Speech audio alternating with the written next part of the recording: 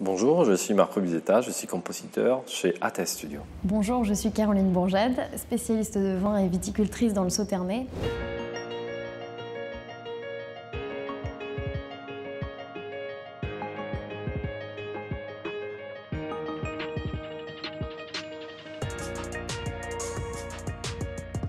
Chez ATS, l'idée d'une relation entre la musique et le vin est là depuis longtemps. Donc on a conduit pas mal de recherches, on a fait plusieurs tentatives, jusqu'à arriver à un algorithme, donc un système de relation rationnelle entre le vin et la musique.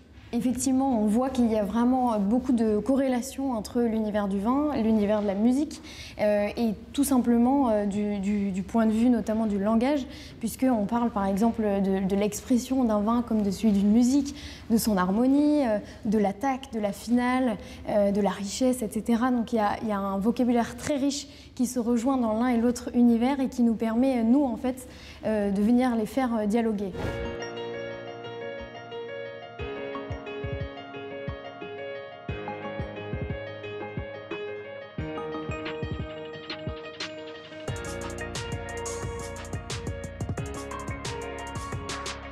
En général, quand on déguste un vin, on a 4 sens qui sont stimulés. Le sens de la vue, le sens du toucher et bien sûr évidemment le sens de l'odorat et du goût. Avec le 5e sens du vin, on vient faire vibrer en fait l'ouïe pour permettre d'écouter un vin. On vient créer sur mesure des musiques pour traduire l'identité même d'un vin et de son vignoble.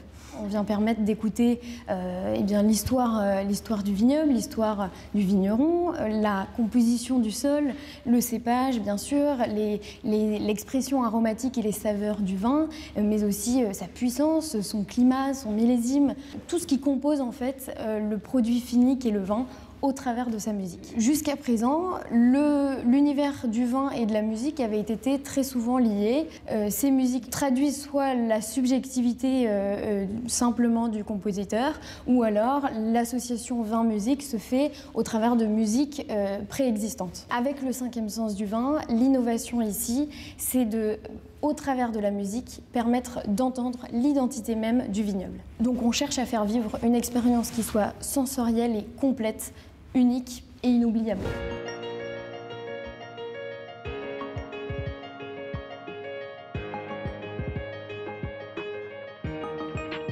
À partir des données objectives du vin, donc on construit grâce à l'algorithme toute une série de données musicales qui nous permettent d'entamer un premier morceau, une composition, une sorte de brouillon. Mais c'est surtout la créativité de nos compositeurs, l'aspiration, pour ainsi dire, à les mettre en vibration, en résonance vraiment avec ce vin. Parce que ce qui est important pour nous, c'est d'un côté d'avoir une méthode, donc quelque chose de très rationnel, mais de l'autre côté, de maintenir cette idée d'inspiration, de créativité.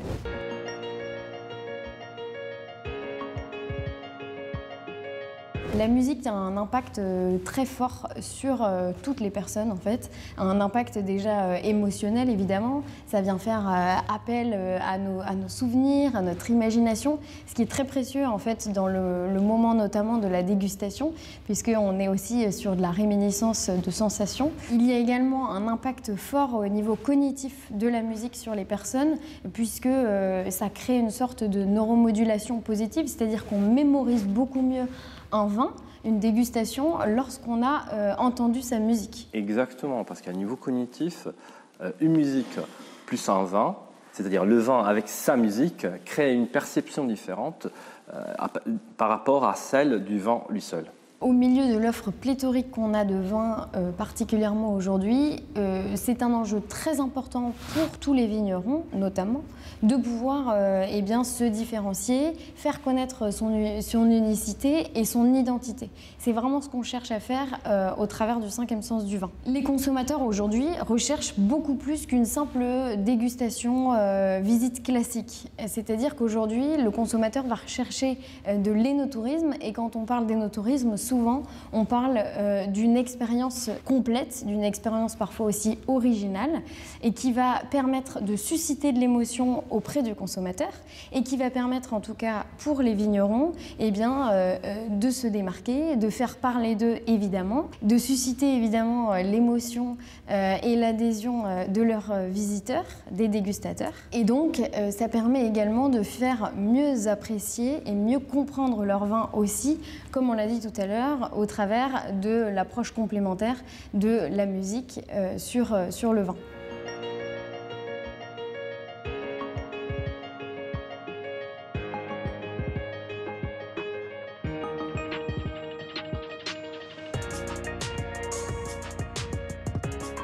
Chaque vin est complètement unique et a sa propre histoire. Notre but avec le 5e sens du vin, c'est de faire ressortir justement cette unicité. Nous avons la chance de travailler avec deux univers très complexes et très raffinés et très intéressants, donc la musique et le vin. Et nous avons trouvé avec ce système d'algorithmes, nous avons trouvé un système, une façon, une manière pour traduire une forme d'énergie, comme par exemple la couleur du vin, dans une autre forme d'énergie, en quelque sorte équivalente, comme par exemple les timbres des instruments musicaux. À partir de ce point de vue très rationnel, très méthodique en quelque sorte, naturellement c'est l'aspiration, c'est la créativité qui se met en place et donc qui permet de trouver la bonne musique pour le vin.